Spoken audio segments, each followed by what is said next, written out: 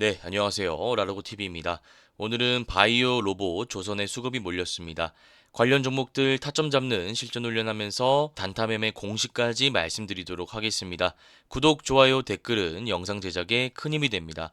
일단 바이오 알리코 제약이라는 종목부터 보도록 하겠습니다. 우리가 차트를 통해 확인할 수 있는 종목부터 살펴보고 패턴 적용하도록 하겠습니다. 자, 보시면 거래 대금이 들어온 매집봉 캔들이 연속적으로 나와 있는 것을 확인할 수 있습니다. 그리고 오늘 상한가에 도달한 것을 확인할 수 있고요. 거래 대금이 굉장히 많이 들어왔습니다. 또 상한가 이전에 매집봉이 나온 것을 확인할 수 있습니다. 자, 그러면 우리가 이 차트를 통해서 어떻게 생각하는 게 맞을까요? 일단 세력들의 의도는 주가를 한번 올리겠다라는 겁니다. 자, 근거는 거래대금과 캔들에 있는데 제가 일단 거래대금부터 말씀드리도록 하겠습니다. 자, 오늘 거래대금 보시면 550억 들어왔고요. 어제 매집봉의 거래대금 보시면 270억이 들어왔습니다. 자, 그런데 이전에 알리코제약 평균 거래대금을 분석해 보시면 8천만 원, 1억, 7천만 원, 평균적으로 1억밖에 안 들어오던 종목이 하루아침에 갑자기 550억이라는 돈이 들어온 겁니다. 자, 이것은 우연이라고 볼 수는 없고요. 세력들이 물량을 확보하고 돈을 써가면서 주가를 올린 것이다 라고 생각하시면 될 것 같습니다. 자, 그러면 세력들은 물량을 바닥 구간에서 어떻게 모았을까요? 그 방법은 바로 이 캔들에 있습니다. 이 캔들은 제가 아까도 매집봉이라고 말씀드렸는데요. 세력들이 바닥 구간에서 개인 투자자의 물량을 확보할 때 만드는 대표적인 캔들의 형태라고 보시면 됩니다. 윗꼬리가 길게 달리면서 양봉, 음봉 캔들이 나오고요. 거래 대금이 많이 들어온다라고 생각하시면 됩니다. 자, 그러면 일봉상으로 이런 캔들이 나온다라는 것은 분봉상으로 주가가 쭉 올라갔다가 빠진다라는 겁니다. 자, 제가 차트를 보면서 쉽게 한번 설명드리도록 하겠습니다. 12월 13일 차트 보시면 3,530원에 시작했던 주가가 4,385원까지 도달한 다음에 3,755원까지 다시 빠집니다. 여기서 출발해서 여기까지 올라갔다가 여기에서 마무리했다라는 것인데 여기까지 세력들이 주가를 왜 올렸을까요?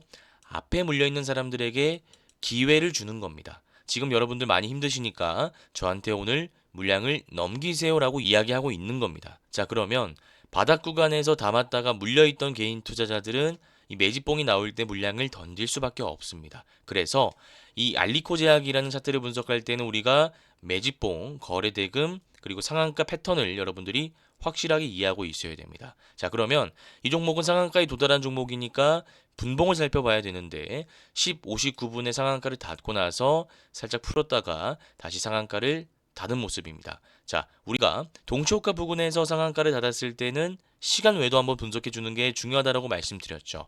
알리코 제약 시간 외를 분석해 보시면 2.69% 하락했습니다. 정규장에서 상한가를 닫았는데 시간 외에서 풀릴 때는 다음날 크게 두 가지 패턴이 있습니다. 거래 대금이 실리면서 세력들이 개인 투자자에게 물량을 넘기고 나가는 경우가 있습니다. 그때는 유성형 캔들이나 장대 음봉이 나오게 될 겁니다. 그리고 두 번째 패턴은 유성형 캔들 장대 음봉이 아니라 V자 분봉 패턴입니다. 말 그대로 시간 외에서 하락했으니까 상한가 따라잡기 하거나 바닥 구간에서 싸게 담았던 사람들의 실망 매물이 내일 시가에 나올 가능성이 높습니다. 그러면 그 물량들이 하나하나 모여서 투매로 이어지게 되고 장 초반 주가가 빠질 수밖에 없습니다. 자, 그러면 여기서 개인 투자자의 물량이 다 나갔다라고 생각한 세력들은 다시 주가를 올리기 시작합니다. 그래서 동시호가 직전에 상한가를 닫은 패턴은 시간 외를 분석해야 되고 시간 외에서 하락한다면 이 두 가지 패턴이 나온다라는 것도 여러분들이 확실하게 기억하고 계셔야 됩니다. 자, 그렇다면 우리가 이 종목의 타점을 어떻게 잡을 수 있을까요? 자, 이때는 매물대를 같이 봐야 된다라고 제가 지난번에 설명드렸습니다. 우리가 일단 이 라인까지는 봤는데 앞에 7월 달에서부터 8월 달까지 쌓인 매물대는 아직 살펴보지 않았습니다. 자, 이때 보시면 거래 대금이 되게 많이 들어오면서 가격적으로 분석해 보자면 약 4,000원부터 6,000원까지 많은 개인 투자자들이 물려 있다가 지금 다시 플러스 구간이나 본전 구간까지 올라온 것을 알 수 있습니다. 물론 여기 위에서 남으신 분들은 아직도 마이너스입니다. 자, 그렇다면 우리가 시나리오를 한번 구성해 보겠습니다. 내일 만약 주가가 시가갭이 뜨면서 바로 올라간다면 이분들도 매도할 이유가 없을 겁니다. 다만 제가 아까도 분명히 설명드렸다시피 V자 패턴이 나온다면 즉 시가갭이 뜨지 않고 시간 외 하락분으로 인해서 실망 매물이 나옴과 동시에 그 물량이 투매로 이어진다면 여기 싸게 담았던 개인 투자자의 물량과 상한가 따라잡기 위한 단기 투자자의 물량, 앞에 물려 있었던 개인 투자자의 본전 물량까지 같이 나올 수 있기 때문에 하락폭이 되게 커질 수 있습니다. 따라서 우리가 이런 종목을 접근하기 위해선 6천원 라인을 돌파할 때 장중 매매 관점에서 접근하는 것이 더 확률이 높다라고 보시면 됩니다. 그래서 이 매집봉 이후에 장대 양봉 패턴, 또 앞에 매물대가 있는 패턴은 되게 많이 나오는 패턴이니까요. 꼭 기억하시길 바라겠습니다. 자, 그 다음 퓨처캠이라는 종목 살펴보도록 하겠습니다. 자, 보시면 아까 알리코 제약과는 다르게 꾸준히 돈이 들어오고 있는 모습입니다.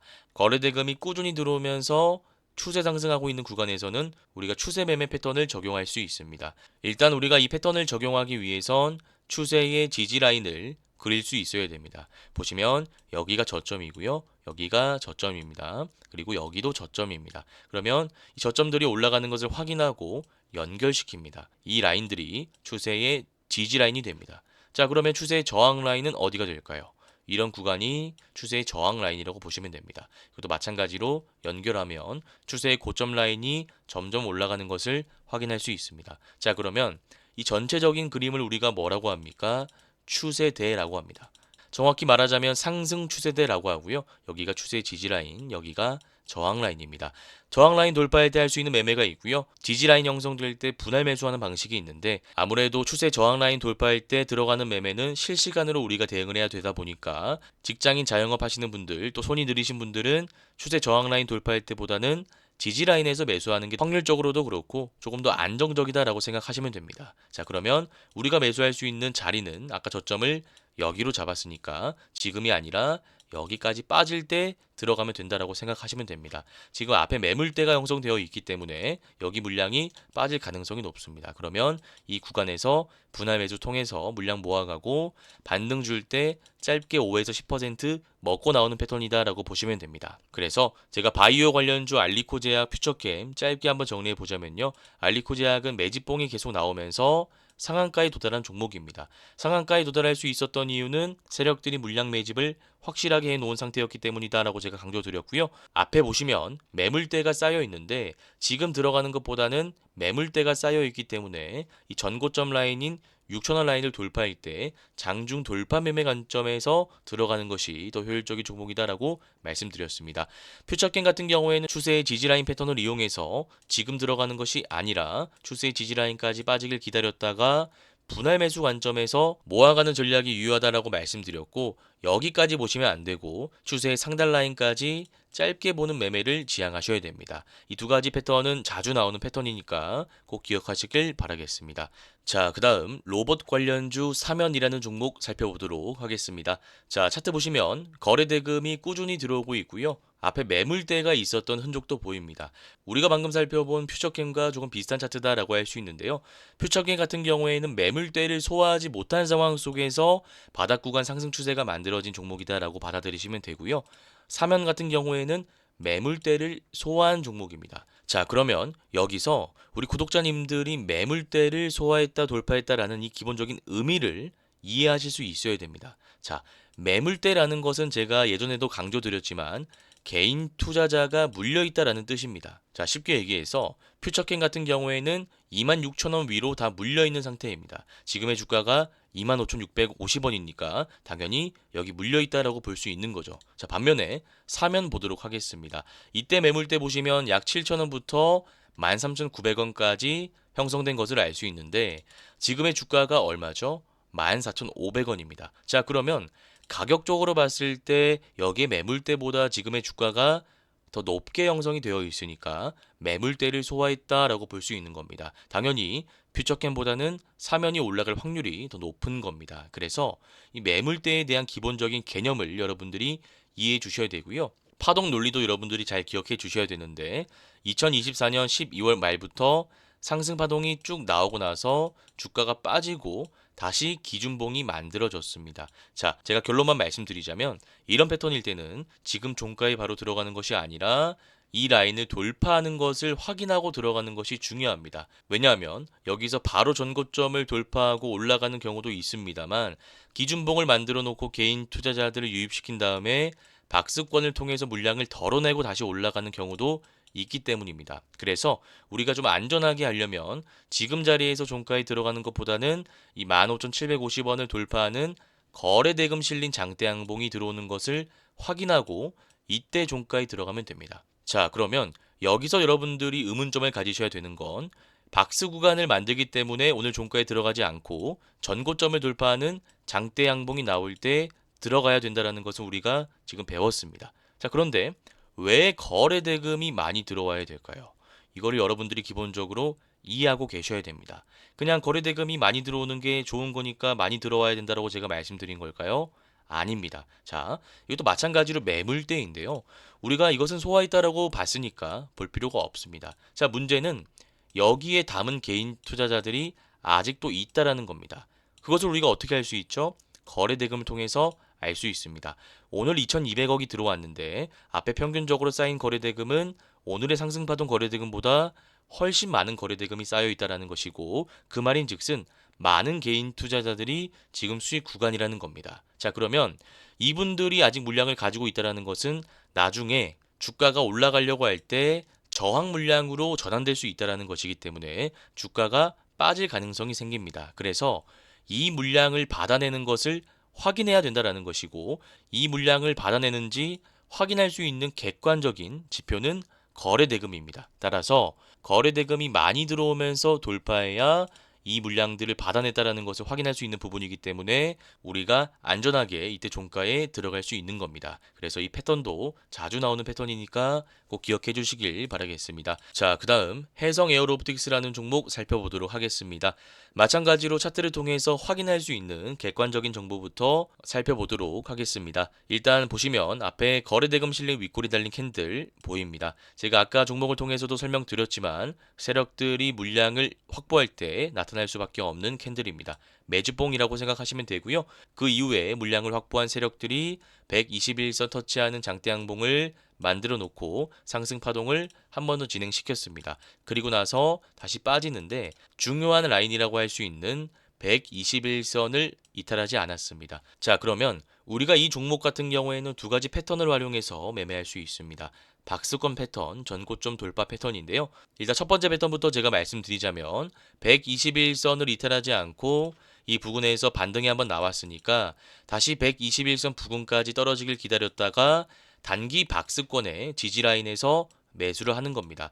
여기서 말하는 단기 박스권의 지지라인은 당연히 121선을 의미합니다. 그래서 이 121선까지 빠지길 기다렸다가 매수하고 단기 박스권의 저항 라인에서 매도하는 전략을 구사하시면 됩니다. 자, 두 번째 방식은 아까 제가 말씀드린 사면과 살짝 비슷한 패턴인데요. 지금 들어가는 것이 아니라 전고점인 9,040원을 돌파하는 거래대금 실린 장대 양봉을 확인하고 나서 들어가는 겁니다.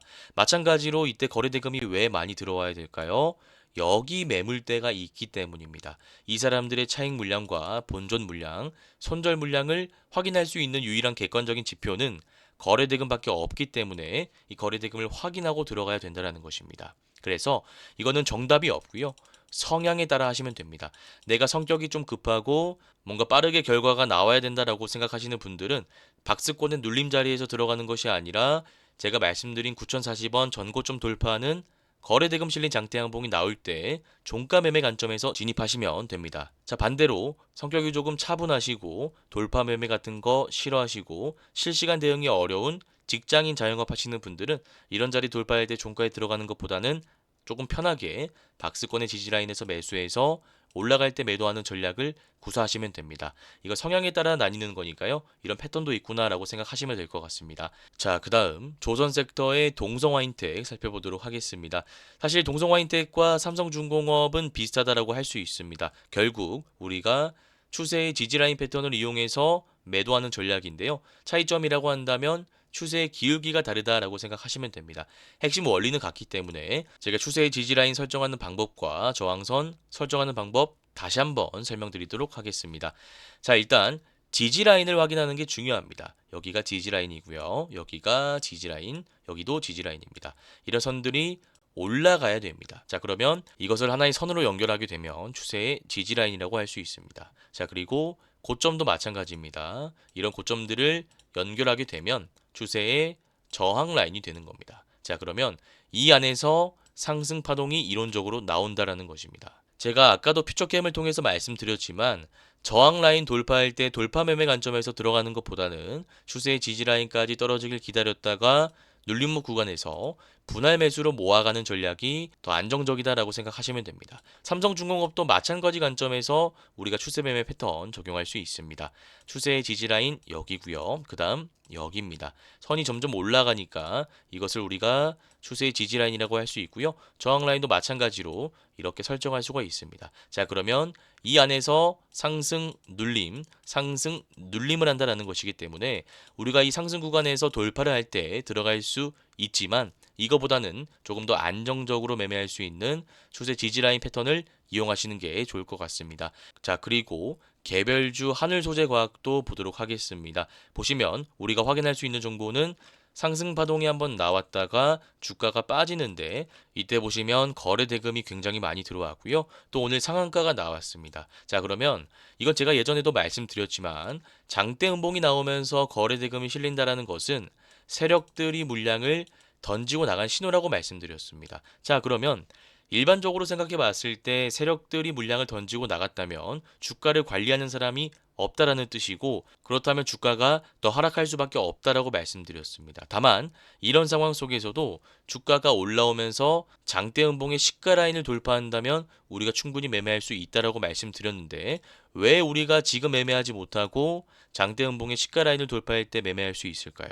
논리적으로 생각해 보시길 바랍니다. 우리가 지금 들어가면 안 되는 이유는 마지막으로 세력들이 물량을 덜어내기 위해서 주가를 한번 올리는 것일 수 있습니다. 그래서 이때 바로 들어가면 물릴 가능성이 굉장히 높습니다. 그렇기 때문에 상한가 같다고 해서 바닥 구간이라고 해서 바로 들어가는 것보다는 이 라인을 돌파할 때 들어가는 것이 더 안전하다라는 것입니다. 왜냐하면 이 장대 음봉의 시가 라인을 기준으로 세력들이 이론적으로 물량을 던졌다라는 것인데 이 라인을 돌파한다면 새로운 신규 세력들이 물량을 확보하고 나서 주가를 올린다라는 뜻이기 때문에 아무래도 여기서 매수하는 것보다는 여기서 매수하는 것이 더 확률이 높습니다. 다만 여기서 여러분들이 주의하셔야 될 것은 지금 61선과 121선에 막혀 있는 구간이기 때문에 61선, 121선 돌파할 때 장중 매매나 종가 매매, 시가 매매로 들어갈 수 있다는 것도 같이 기억해 주셔야 됩니다.